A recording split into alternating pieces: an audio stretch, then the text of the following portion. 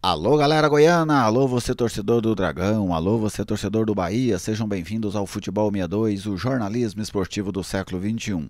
Jogando no estádio Antônio Ascioli, Atlético e Bahia empataram por 1-1, jogo válido pela 19ª rodada do Campeonato Brasileiro da Série A.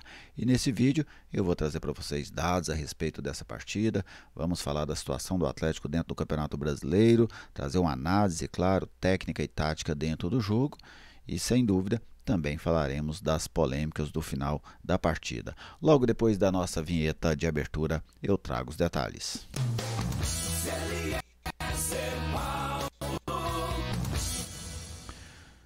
Estou aqui no Futebol 62 e com alegria recebo a sua visita. Seja bem-vindo ao canal. É uma satisfação contar com a sua audiência. Se você ainda não é inscrito, te convido a se inscrever. Venha fazer parte dessa comunidade dedicada ao futebol goiano. Fique também à vontade para fazer o seu comentário, pois a sua participação é sempre muito bem-vinda aqui. E deixe aquele like para prestigiar o nosso trabalho como uma forma de carinho pelo nosso trabalho, tá bem? Este vídeo tem um oferecimento da Eduardos Embalagens, a nova parceira chegando conosco aqui no Futebol 62. A Eduardos Embalagens está ali no Conjunto Cruzeiro do Sul, tá bem? Você aí do Conjunto Cruzeiro do Sul, do Nova Era, do Maria Inês, né? Toda essa região ali forte, né, dentro de Aparecida de Goiânia, uma região muito populosa e muito tradicional, né? Me lembro do Cruzeiro do Sul há muitos anos, né, no terminal Cruzeiro do Sul. Então, a Eduardos Embalagens está ali na Avenida da Alvorada, bem em frente ao Colégio Petrônio Portela. Né, para todos vocês aí dessa região do Conjunto Cruzeiro do Sul. Na Eduardos você vai encontrar uma completa linha de embalagens. Entre diversos itens tem hamburguerias, marmitas descartáveis, marmitas transparentes, potes redondos, copos descartáveis de vários tamanhos, palitos de espetinhos, de petiscos, pratos descartáveis, canudos e muito mais. Então, conheça a loja da Eduardos Embalagens no Instagram. O perfil está aí, ó, no banner. Arroba, né, porque arroba Eduardos Embalagens. O WhatsApp, o telefone 981050900. O telefone é fácil, hein? 981050900. Eduardo Embalagens oferece esse vídeo. Então vamos lá. Atlético e Bahia 1-1. Eu vou separar aqui as minhas análises, tá bem? Primeiro a gente fala dos dados, depois a gente fala da parte técnica e tática e por fim a gente fala das polêmicas, ok? Cada coisa ao seu momento para não virar aquela mistura incompreensiva de informações. Vamos então começar pelos dados. Os dados do jogo, a posse de bola, isso foi visível durante o jogo, né? O Bahia era um time que tinha a posse de bola e o Atlético era a equipe que marcava e tentava explorar os contra-ataques. 37,5% de posse de bola para o Atlético, 62,5% para a equipe do Bahia. Mas veja como o Atlético foi efetivo com essa pequena posse de bola. Foram 16 finalizações do Atlético contra apenas 7 do Bahia. Então o Atlético era um time muito mais vertical, um time muito mais agudo quando tinha essa posse de bola. O Bahia tinha a posse de bola, mas quem normalmente finalizava no gol era a equipe do Atlético. A precisão nos passes 82% do Atlético, 90% do Bahia, cruzamentos 29 do Atlético, 17 do Bahia, lançamentos 23-20 e os desarmes, olha a diferença, o Atlético desarmou o Bahia 15 vezes, enquanto o Bahia desarmou o Atlético apenas em 5 oportunidades. E nos escanteios o Atlético teve muito mais também, 8 escanteios para o Atlético contra apenas 4 do Bahia. Então o Atlético, quando ele tinha essa posse de bola, né, ele conseguia ser muito vertical e assim ele finalizava no gol, e algumas vezes também conquistava alguns escanteios, como está muito claro aí nestes dados que eu estou trazendo para vocês. Agora vamos conferir o time que o técnico Wagner Mancini utilizou, né, durante os mais de 90 minutos, mais de 100 minutos, né, vamos dizer assim, nesse jogo em que o Atlético empatou com a equipe do Bahia. Vou colocar na tela aqui para vocês a escalação atleticana, a escalação que começou e também, né, os jogadores que entraram no transcorrer da partida. Vamos lá. Vou compartilhar aqui. o Atlético. Aí está o Ronaldo no gol, o Rony na direita, o Adriano, o Alex, que foi expulso, e o Guilherme Romão, que foi expulso depois do jogo. O Gonzalo Freitas fazendo a sua estreia, daqui a pouco eu vou falar sobre ela. O Baralha, substituído pelo Lucas Cal. O Alejo Cruz, que deu lugar ao Shailon. Lá na frente o Janderson, que foi substituído pelo Max. E o Emiliano, trocado durante o jogo pelo Ione Gonzalez. E aberto pelo lado esquerdo, o Luiz Fernando. Então essa é a formação do Atlético. Agora vamos observar os mapas de calor. O Atlético, um mapa extremamente frio, não teve posse de bola, né? Pouca posse de bola, abaixo de 40%. Uma mancha ali no setor de ataque pelo lado direito. Agora o mapa do Bahia já é um mapa completamente diferente. Observamos um mapa com a posse de bola praticamente na intermediária ofensiva, tentando usar os dois lados de campo, né? Essa aí é aquela tradicional posse de bola que você fica circulando o bloco adversário, correto? Vamos pôr o Atlético aqui marcando como o Atlético estava. O Atlético estava marcando num 4-1-4-1. Então o Atlético tinha um bloco bem baixo, correto? Observem o mapa lá. O Atlético descia bastante o seu bloco. E aí o Bahia ficava circulando essa bola aqui, ó, certo? Em volta do bloco. Podem observar lá, quando o Atlético fechava a marcação, o Bahia descia nesses corredores. Mas era um jogo tático muito engessado, né? Não é aquele jogo tático de variações, não. Era um jogo tático muito engessado. O Bahia com essa posse de bola tentando penetrar na defesa do Atlético, quase sempre sem sucesso. E o Atlético explorando os contra-ataques, saindo em transições mais rápidas. Em um momento ou outro o Atlético conseguia segurar essa bola no setor ofensivo, mas sendo muito mais eficiente ao finalizar contra o gol adversário. Agora vamos falar do jogo.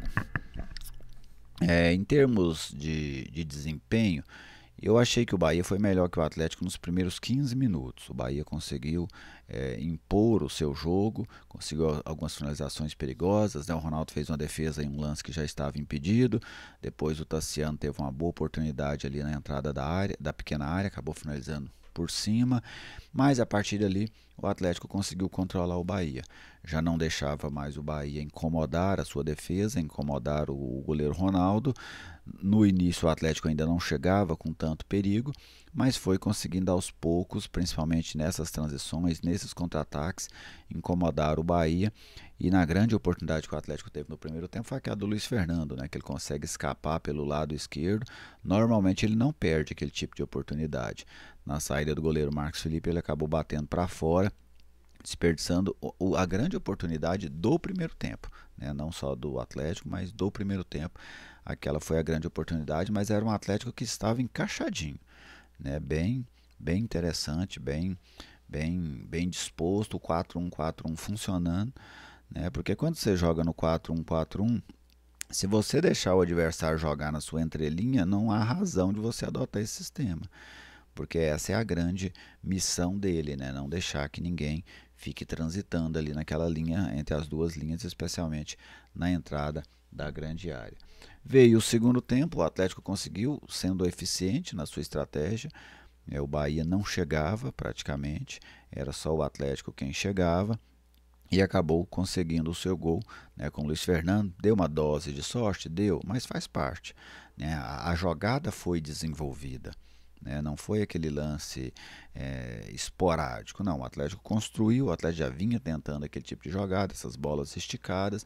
O Luiz trouxe para dentro, bateu a bola, desviou e ainda tocou na trave, né? Um golaço do Luiz Fernando, fazendo 1-0 para o Atlético. Bateu o desespero no Bahia. O Bahia empurrou o Atlético ainda mais para dentro do seu campo. O Atlético foi suportando bem, né? Conseguia suportando bem. Tem um lance, daqui a pouco eu vou falar dessas questões das polêmicas, né? Que o Bahia conseguiu chegar com perigo, inclusive com boa chance de marcar o gol ali. Até chegou a chutar, né? Mas o árbitro parou a jogada antes. Um lance que até os torcedores do Bahia reclamaram, mas daqui a pouco eu falo sobre isso. E já no finalzinho, aí a pressão aumentou muito nos últimos minutos. O Atlético baixou demais os seus blocos. O Atlético jogava praticamente dentro da sua área, né, nos últimos 10 minutos de jogo ali, o Atlético jogando dentro da sua área, e esse tipo de jogo é sempre muito perigoso, né, porque a bola está muito próxima do seu gol o tempo inteiro. Quando você joga com a marcação um pouco mais alta, às vezes você erra no meio, mas está longe do gol, você está ali a 40 metros do gol, a 35 metros do gol.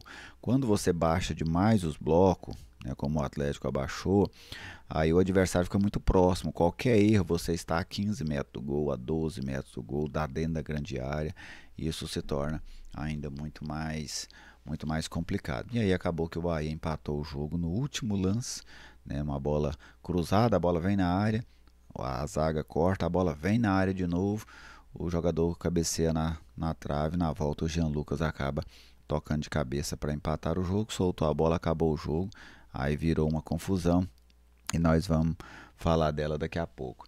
Taticamente, né, falar dessa questão do Mancini, né, o Mancini montando o Atlético ontem, principalmente na marcação, até porque o Atlético teve pouca posse de bola, então o Atlético encaixava a sua marcação basicamente nesse 4-1-4-1 que eu citei para vocês, né? Nesse formato aqui. A função desse jogador não deixar que os meias do Bahia trabalhassem nesse setor, né? O Cauli, o Everton Ribeiro, para que eles não trabalhassem nessa faixa entre as duas linhas, o, o Atlético usou esse 4-1-4-1 justamente para combater esse tipo e deu resultado, né? Deu resultado. Uma coisa é a gente avaliar aí o resultado do jogo, avaliar a situação do atleta dentro do campeonato, isso é outra coisa. Na ideia tática do jogo do Mancini, tá? Aqui eu tô falando da ideia tática do Mancini. O dia que não dá certo a gente fala, o dia que dá certo a gente tem que falar. Taticamente o Atlético fez um excelente jogo contra o Bahia, que nós estamos falando de um jogo contra uma equipe mais capacitada, de uma equipe mais forte, né? Então o Atlético estava enfrentando um adversário melhor que ele. E diante desse adversário melhor que ele, a estratégia do treinador, e é nisso que a gente tem que cobrar de treinador, é na estratégia, né? A estratégia do Wagner Mancini, ela se sobrepôs à estratégia do Rogério Ceni. O Atlético foi muito mais eficiente durante todo o jogo do que o Bahia. Para mim, um dos melhores jogos do Atlético dentro desta Série A do Campeonato Brasileiro. Observe que esse time do Atlético ele rende muito contra times badalados. Vamos observar? O Atlético fez um jogo interessante contra o Flamengo, fez um jogo interessante contra o Palmeiras, pelo menos no primeiro tempo, fez um jogo interessante contra o Atlético Mineiro, fez um jogo bom contra a equipe agora do Bahia. Então, assim, aqueles jogos contra equipes de maior orçamento, de maior investimento, o Atlético costuma ter um rendimento melhor, né? Os jogos contra outras equipes eu nem estou falando de resultados, estou falando de rendimento, tá? O Atlético acaba tendo um rendimento um pouco melhor. No Atlético, né? Gostei, como você tem, do trabalho do Mancini. Achei a estreia do Gonzalo Freitas boa, um volante que se impõe ali, deu muita sustentação ao meio campo do Atlético. O Baralhas, achei que ele fez um bom jogo ontem também. O Luiz foi mais uma vez decisivo, né? Poderia ter sido ainda mais, porque ele perdeu uma oportunidade muito clara, mas depois acabou fazendo um gol que não era fácil, né? E foi bem. Ronaldo não comprometeu, né? Aquela questão do último lance, sai na bola, não sai da bola. O Ronaldo não é esse goleiro de grande confiança para sair na bola, né? Às vezes sai na bola, a situação fica pior. E ali estava uma bola em disputa, não coloco necessariamente que aquilo foi uma falha do Ronaldo, não. Achei que ele optou por tentar defender o gol, mas daqui a pouco eu vou falar taticamente desse lance também na polêmica do jogo. Então os jogadores que eu mais gostei no Atlético foram esses, né? O Rony não comprometeu do lado direito, Romão a partida bem sustentável ali do lado esquerdo, os dois zagueiros do Atlético também, com exceção do inicinho do jogo, que eu achei eles um pouco confusos, depois eles conseguiram entrar bem no jogo. O ataque do Atlético foi muito mais dedicação do que inspiração, né? Até porque o Atlético marcava muito baixo, então isso exige muito dos atacantes. Foi um resumo em termos de atuação que eu vi nesse jogo. Agora sim, vamos falar das polêmicas da partida. A partida arbitrada, né, vou até pegar o nome completo dele aqui, eu sei que é Luciano da Silva, quero só pegar o último lance, o último nome do árbitro. O VAR era o Marco Aurélio Fazecas, né? O Marco Aurélio Fazecas é de Minas Gerais. Ele sempre aparece nesses jogos do VAR, né? É muito comum ele fazer arbitragem de VAR. Já o Luciano da Silva, o cearense, foi o primeiro jogo dele na Série A do Campeonato Brasileiro. Tá bem? Luciano da Silva Miranda. Luciano da Silva Miranda, só o último nome que eu não estava me recordando aqui. Luciano da Silva Miranda e o Marco Aurélio Fazeca, só para dar nome aos profissionais que vou tratar aqui com respeito, tá bem? Eu não sou adepto, quem acompanha o meu trabalho sabe que eu não sou adepto do sensacionalismo, não sou adepto da gritaria, desse tipo de situação. Acho que a gente precisa fazer análises técnicas e análises racionais. Façamos desta forma. Vamos lá. Primeiro, a quantidade de tempo que ele dá, né, de acréscimos que ele dá. Ele deu 6 minutos, depois ele deu mais 1 minuto. Foi isso que ele sinalizou. Para mim, normal, correto? Nos jogos do futebol brasileiro hoje, acréscimos de 6, 7 minutos acontece o tempo todo.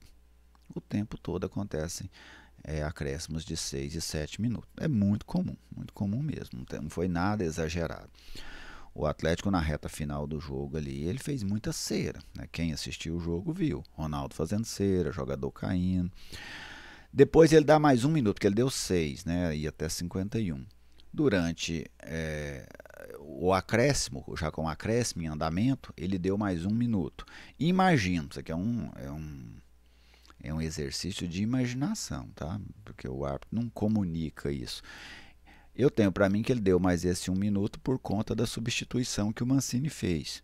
Né? Quando era ali por volta de 50 minutos, o Mancini tira o Baralhas, coloca o Lucas Cal e aí o árbitro vai e acrescenta mais 1 minuto.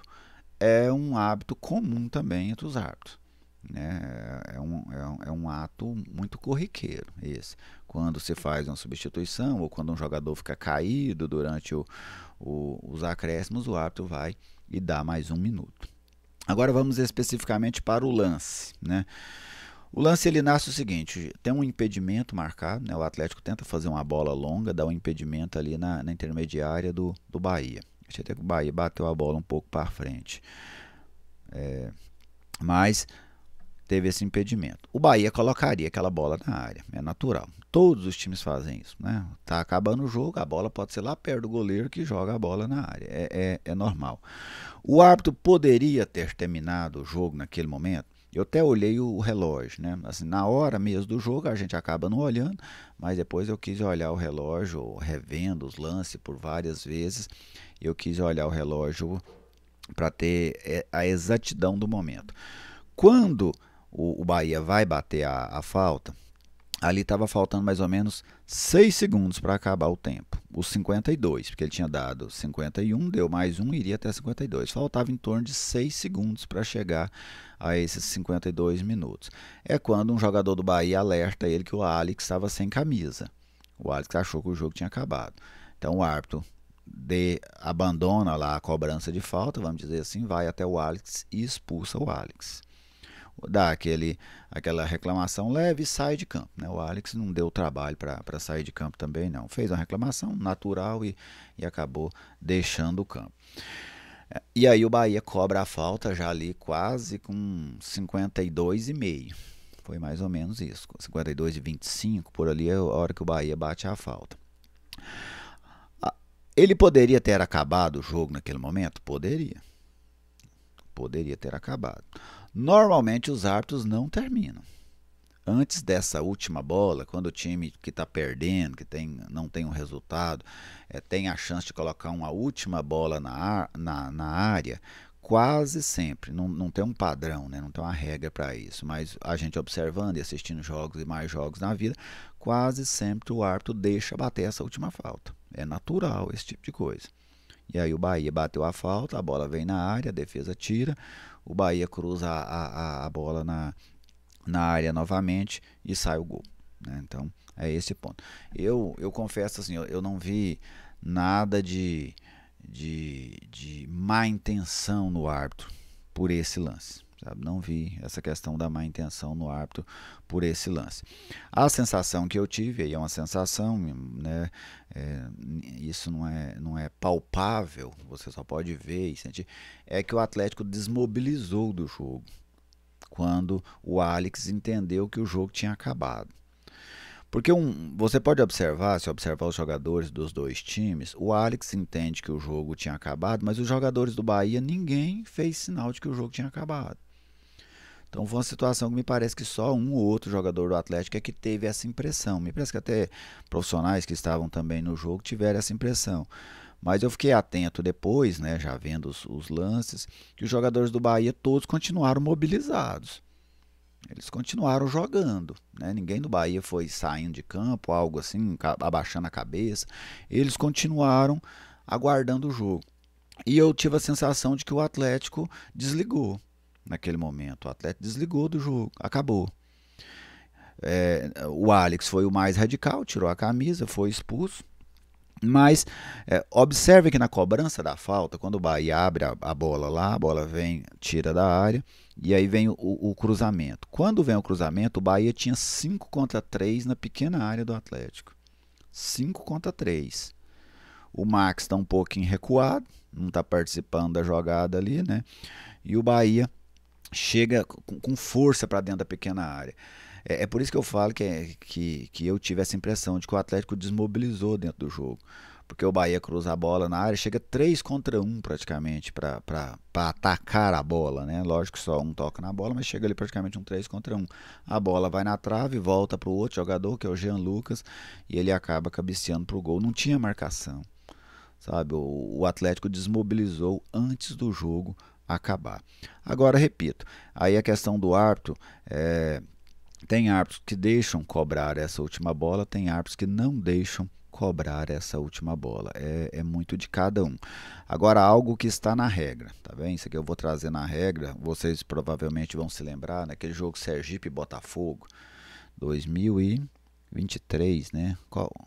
Copa do Brasil do ano passado, primeira fase, segunda fase.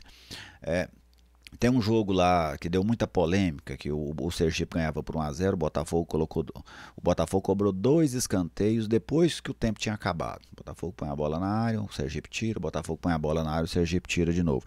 Eu me lembro que naquela época eu fiz uma crítica pesada ao árbitro, por ter deixado o Botafogo cobrar 2 escanteios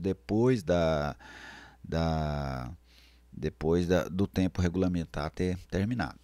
Cobrou um, ok, mas deixar cobrar um segundo, né? Na época eu falei isso. E aí, vendo a regra, né, eu fui ver a regra naquela época, porque a gente aqui no Brasil, a gente tem uma concepção de que quando o árbitro dá um período de acréscimo, eu vou te dar um exemplo, 7 minutos, o jogo vai acabar com 7 minutos. O que a regra diz é que aquele é o tempo mínimo, sabia? É o tempo mínimo que o árbitro tem que dar. Ele não pode terminar antes daquele tempo, mas depois ele pode, por incrível que pareça. Não concordo, tá bem? Não concordo. Acho que o tempo de acréscimo que o árbitro dá tem que ser o tempo que ele vai obedecer. Se ele quiser aumentar mais, que ele vá anunciando, como acontece no Brasil. Porque isso que acontece no Brasil também não é uma regra. Aqui no Brasil nós criamos os hábitos de, por exemplo, dá 5 minutos, dá mais 1, dá mais 2, dá mais 3, aí vai e anuncia esse tempo extra. Normalmente isso também não está na regra. O árbitro vai lá, se ele quiser acrescer mais, ele acresce sem informar, inclusive. Então essa é uma questão da regra.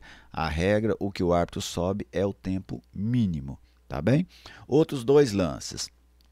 O vídeo já ficou extremamente longo. Teve um lance do que o Bahia reclamou, né, que o Bahia sai para finalizar a jogada e ele vem e para a jogada, o que seria uma vantagem para o Bahia.